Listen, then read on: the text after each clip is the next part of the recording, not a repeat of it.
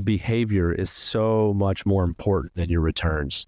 Behavior with how you handle market downturns, volatility, behavior with how you handle the stress of planning for retirement and moving into retirement, that is so much more important than the overall return on your portfolio. I'm not saying returns are not important. You have to have returns to grow and accumulate over time. Your behavior is going to drive more of those returns than anything else.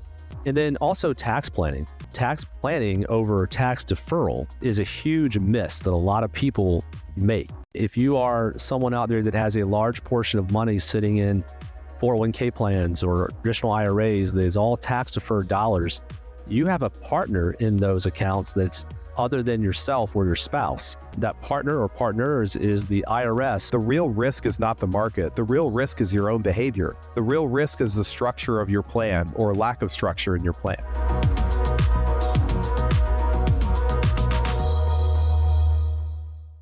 Hello and welcome back to Retire Stronger podcast. I am Bill Kearney, the co-founder of Crown Advisors. And alongside me here again today is my co-host and the co-founder of Crown Advisors with me, Mr. John Ford. John, please say hello to everyone. Hello, everyone. And Bill, you'll be proud I didn't accidentally hit my mute button today. So we're starting off better than last time. Excellent. Well, this is episode 49 of the Retire Stronger podcast. We're glad you're with us. And we thought today would be a good day to do a little reflection and a little look back over some of the topics that we've discussed previously, and also talk about some of the things maybe that have surprised us about even doing the podcast, and just some different things, kind of mix it up a little bit as opposed to being a strict topic-oriented podcast. And I do want to alert you to a programming note at the end of this podcast. Please stay tuned because John has a very, very special announcement that he would like to make. And we're excited about that as well. So we'll get started there from that part, John. You know, we've been doing this now almost 50 episodes. I don't really know calendar-wise how far it is. I think we're about 18 months or so into doing this. And it's been a lot of fun so far. Going through the podcast, doing the different topics, learning about podcasting. We are not professional podcasters. It is not what we do. But we do love this medium as a way to communicate with people and also to share a bit about our philosophy on financial planning and on retirement planning and on income planning. So those are all the things that are kind of near and dear to our heart. And this has been a great way for us to kind of express that to our audience out there, which has grown by the thousands and thousands worldwide that are listening now. So John, why don't you just kind of open up the conversation a little bit here with sort of the retirement principles that we've tried to convey and some of the maybe 10,000 foot view topics and ideas that we've tried to convey as it relates to the Retire Stronger podcast and what it is that we do. Yeah, I think this is a great place to start. And I think that another way of framing it is that from our point of view, you know, the retirement principles that we preach and that we utilize with our clients day in and day out, they don't change with respect to the principle. Now, things change all the time. Rules change, laws change, situations in your life will change, but the way we approach how we do financial planning, how we build portfolios, how we shape our clients' portfolio around their life instead of the other way around, those things just don't change. You know, income before allocation. You really have to know what it is you're going to need in retirement before you can build a proper portfolio. Right, Bill? I mean, that's just the way that it should be. Should not be the other way around. Another principle that we preach and that we talk about is, you know, having guardrails over guesswork. We don't want our clients just guessing with respect to how their retirement income strategy is going to play out over time. We want to have structure. We want to have a plan, but we want that plan to be flexible enough so that changes can be made where possible. And another big one, and this is a big one. Maybe I should have saved it to the end of my little diatribe here, but behavior is so much more important than your returns. Behavior with how you handle market downturns, volatility, behavior with how you handle the stress of planning for retirement and moving into retirement. That is so much more important than the overall return on your portfolio. I'm not saying returns are not important. You have to have returns to grow and accumulate over time, but your behavior is going to drive more of those returns than anything else. And then also tax planning. Tax planning over tax deferral is a huge miss that a lot of people make when it comes to doing their financial planning, Bill. And I know you would agree with that taxes play such an important role in your overall financial plan, and it often goes unchecked until it's too late. If you are someone out there that has a large portion of money sitting in 401k plans or traditional IRAs that is all tax deferred dollars, you have a partner in those accounts that's other than yourself or your spouse. And that partner or partners is the IRS, or maybe if you live in a state where you have a state income tax, you also have the state as a partner in that account. So again, tax planning, Bill, so much more important to consider and think about. If you're over 40 or you're about to retire, these are things you need to be considering in your overall retirement plan and your retirement income plan for sure. And then I think something we've talked about a few times on this podcast is, having purpose before, or focusing on the purpose behind what you're doing before you focus on probability. You can make projections all day long about where you're going to end up, how much money you're going to have, what your portfolio is going to be valued at when you retire. But that's all they are, is projections and probabilities. And you can run those numbers until you pass out from exhaustion. But what's more important in our opinion is the purpose, the why behind what it is you're doing, what it is you're building, right? And, those are, I think, some of the biggest themes or principles, as we put it, that have stuck out to me in my 26-year career and how we work with clients and with the things we've been talking about on this podcast so far. Bill, over to you on that. Yeah, really, really well said, John. So many things there that I hope that we have conveyed these topics in some way, shape, or form. And I was just having the conversation this morning with some clients about the purpose-driven retirement, right? This concept of having purpose in retirement. The husband is getting ready to retire in August. And I told him, I said, look, we're going to need to meet again in July, late June, early July to kind of get ready to land the airplane here for retirement. Between now and then, between the time we sit down again, I really want you guys to think about what is the purpose behind why you're retiring. And let's make sure that as we make this transition from working years into retirement years, that we have everything set up so the purposes you desire to achieve in retirement are on tap, in focus, ready to be attacked as soon as you're ready to do that. If you don't have purpose in what you're doing, you will eventually get into the retirement melees where you get bored with retirement, and there shouldn't be that situation. I think the other thing you said that really struck a chord with me is the behavior over returns, or sometimes we'll even say that your behavior equals what your returns are. How you react to things, how you manage things is a huge part of this. And I think that what comes out of that, what we discover, is that the biggest risk that investors take is trying to eliminate every risk. We live in a fallen world with fallen markets that have pitfalls and potholes and ditches all around them, and trying to avoid every bump that you're going to come into is impossible. But what you can do is come up with a plan of action that's going to be put in place when certain events happen. You mentioned the guardrails philosophy of portfolio management, and we've talked about that on previous episodes as well. So Really, really well said. Those are a couple of things for me. And I'll just leave this section here with this thought. We really feel like the clients that we work best with and that work the best with us are the clients who we are managing a plan for them, and they are seeking a purpose-driven retirement. They are seeking to come up with what that's going to look like. That seems to be the folks who are magnetically attracted to us, I believe, and the folks that we really, really enjoy working with in this planning process. Would you agree with that? Oh, 100%. Absolutely. That's well said, because,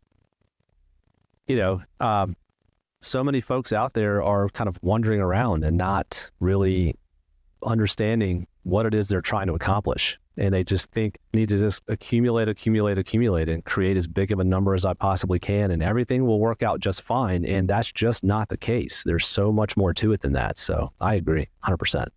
Great. Well, let's dive into a couple of questions here. Maybe we could talk back and forth through that we have learned, that we can share, that we've experienced in our conversations with clients and prospects over the last year or so here.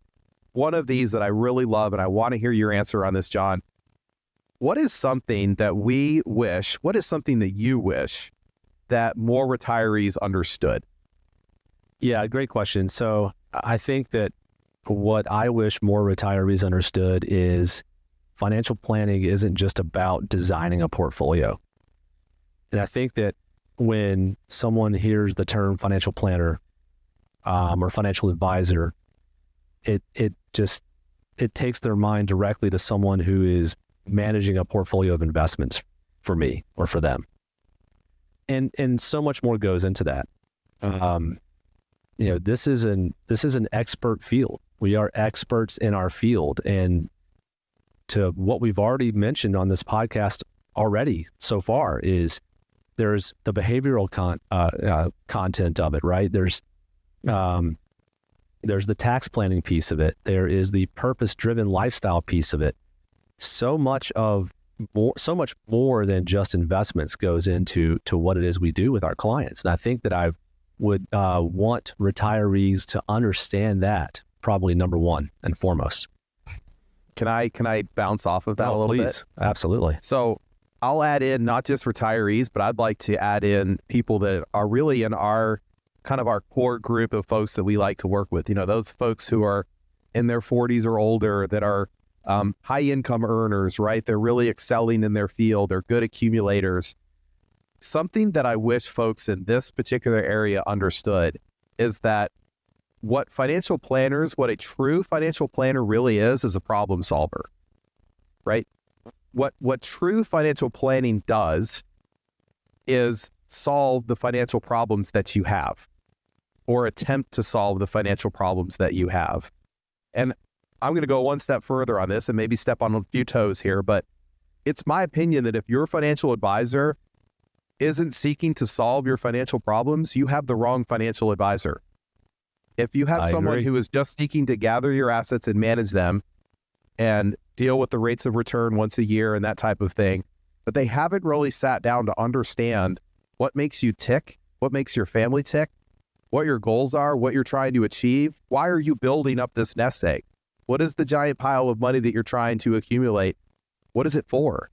If they haven't tried to understand that, and if they haven't attempted to solve the problems that go along with that, probably not the right person for you. And so I really wish that more people understood that financial planning is essentially the tools that we use to solve the problems that we work through and using the problems. But ultimately what we are problem solvers. And that's what we love to do, because every family that comes in has a different set of problems and a different set of tools and parts of our skill set that we need to utilize to help them fix those problems. Yeah, totally agree. All right. What's the next question you have on your list there, Bill? All right. So here's something we never talk about and never have really talked about on this podcast, but give me some advice or something that you would tell your own family and maybe parents, that type of thing. What's the things that you tell your own family regarding financial planning when you're talking to them?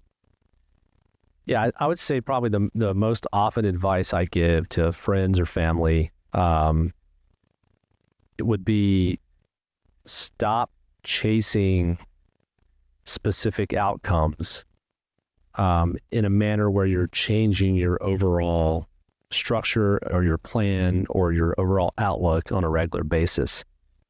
Look, things change. We get that. Sometimes you have to make adjustments to your plan. But if you're constantly chasing a new goal, or another way to put it is if you're constantly moving the goalpost, then you're essentially starting over every time with a new goal in mind. And if you're doing this on a regular basis, you're, in other words, spinning your wheels in mud, and you're not really making the type of progress that you should be making within your financial and goals and your retirement goals. And so all too often I see folks trying to, catch fire with the latest trend and grab onto the tailwind of what's performing well right now or what's hot right now. And sometimes you just need to stay the course, stick with the plan you have and see it through, and not focus on what the hot topic is right now or what the hot stock is or the hot theme or, whatever these new concepts that may come out. I'm not saying don't look at them, don't consider them. I'm just saying if you're looking to make a change in what you're doing, make sure it fits your overall plan as a whole from a long-term perspective before you go and make changes in what you're doing, because you can derail your plan very quickly if you are constantly making changes just to make a change. I would say that's probably the most common advice I give people, because a lot of times when people come to me and ask me questions, it's because they're searching for that next hot idea to get them further ahead in life. When if they just would have stuck with what they were doing, as long as the plan was solid, they would probably be further ahead than by making quick changes all the time. Is this your way of telling us not to invest in crypto? Not at all. Not at all. Not going there. Not making any recommendations today. Good. Just making sure. I thought I'd see if I could catch you off guard there. But so another one, and I'll take this one on our list here, is what mistake do we see most often? I think this is an easy one because almost everyone does it. Heck, I think I'm guilty of doing it too. I think that people make the mistake of assuming that if they can accumulate a certain amount of money in their portfolio, I call it the lawnmower number, right? If they can accumulate the lawnmower number, once they hit that number, then they'll be ready to retire. And it's really faulty logic because there's so many other variables that are involved in determining if you have enough to retire, right? What are your expenses going to look like in retirement? What are your other sources of income going to look like? What are your guaranteed versus variable sources of income, for example, right? What are your taxes going to look like? Yeah. Oh, taxes. Totally forgot. Yeah, taxes is a huge piece of that. What does your healthcare expenses look like? What do we project as far as healthcare expenses in retirement? There's so many variables that go into that, and just looking at this, like if I get to a pile, that's what I'm going to need. What if you miscalculate that number, right? What if you've estimated too little, or what if you've estimated that you need too much, and ultimately you end up working 5 years longer than you needed to because you didn't calculate all the variables related here, right? Agreed. We see that so often. It's a huge mistake that people make. Now, should having an accumulation mind be what we're seeking? Yeah, of course. There's nothing wrong with accumulating.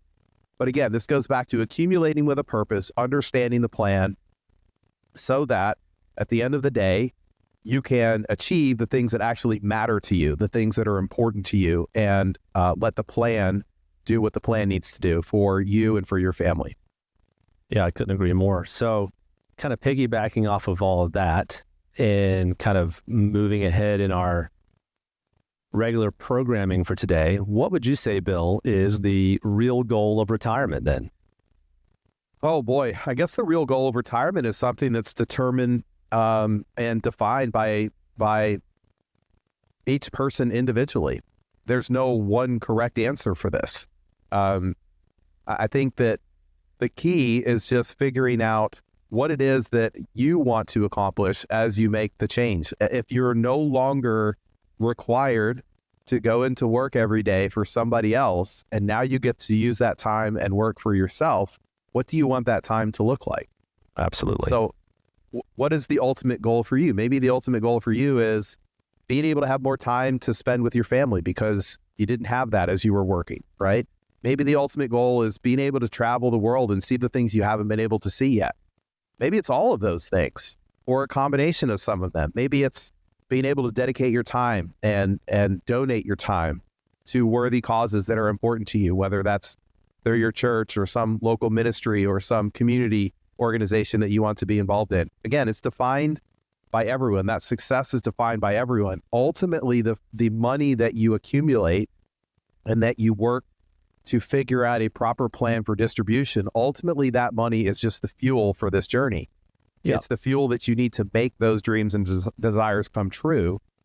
And our job, I feel like our job is to help solve the problems along the way that might creep up and help you manage the emotions that come with the responsibility of distributing money effectively, efficiently to yourself in retirement. Yeah. And so to switch lanes on that and to piggyback off of it, I mean, it's not about beating the S&P 500. You know, it's not about creating the perfect withdrawal rate from your portfolio to minimize, damaging your longevity risk.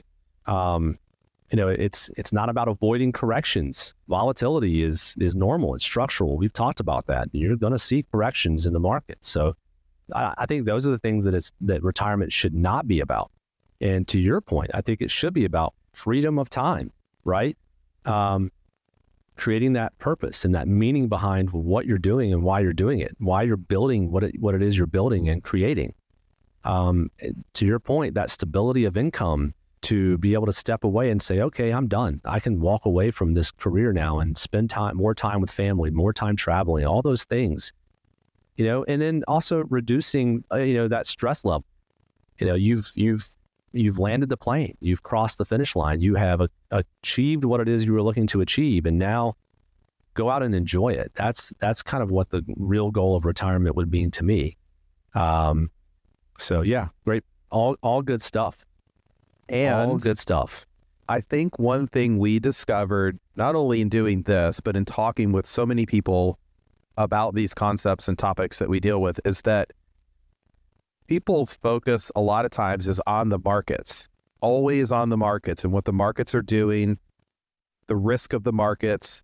But in my mind, the real risk is not the market. The real risk is your own behavior.